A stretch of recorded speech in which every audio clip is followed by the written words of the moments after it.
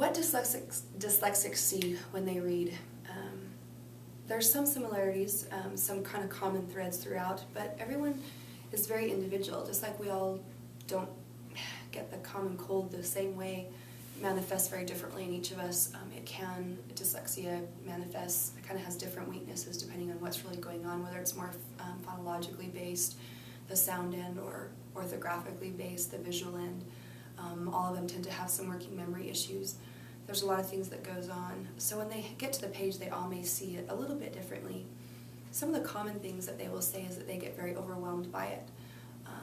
Not only do they tend to lack the ability to understand the concept of working left to right within a word, and that it builds left to right to help determine pronunciation.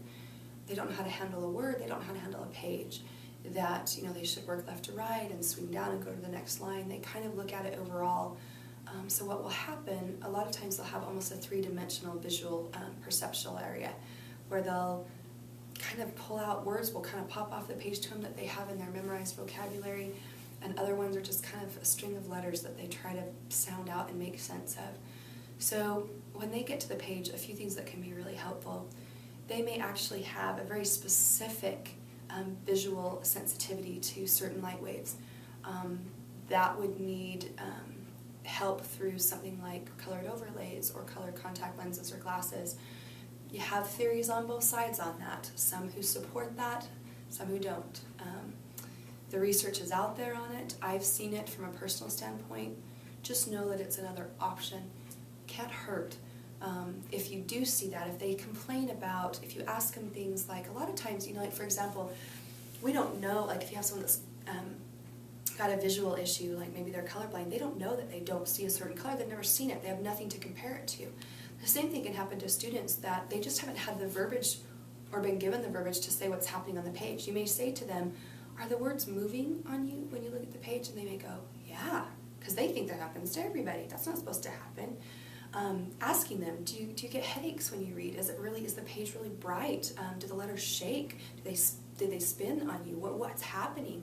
Just to open up and give them the verbiage of what's happening on the page can be very helpful for them to go, oh my gosh, yeah, this is what's happening. And by the way, that's not supposed to happen. So some of the things, like as I mentioned, the overlays can be very helpful. You can go to irlen.com, IRLEN.com.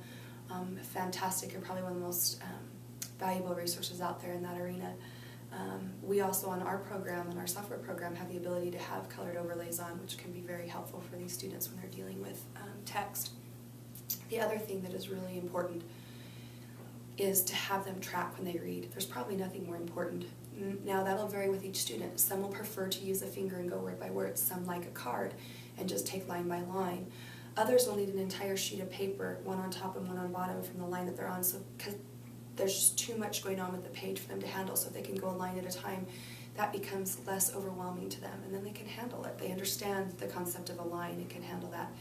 So to just be very aware is what we need to be of kind of giving them first the verbiage of what's happening. Okay, so tell me what's happening on the page, and then they may not have the words for it, so we need to suggest some, like, are the words moving? Are they shaking? Do you get a headache?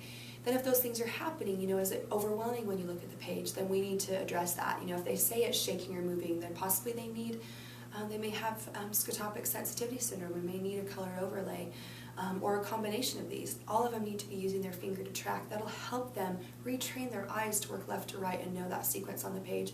And then they may even need to go further where they use a card or papers to help kind of eliminate the extraneous load there, that they can just look at what they're dealing with, a line or even a word at a time if needed.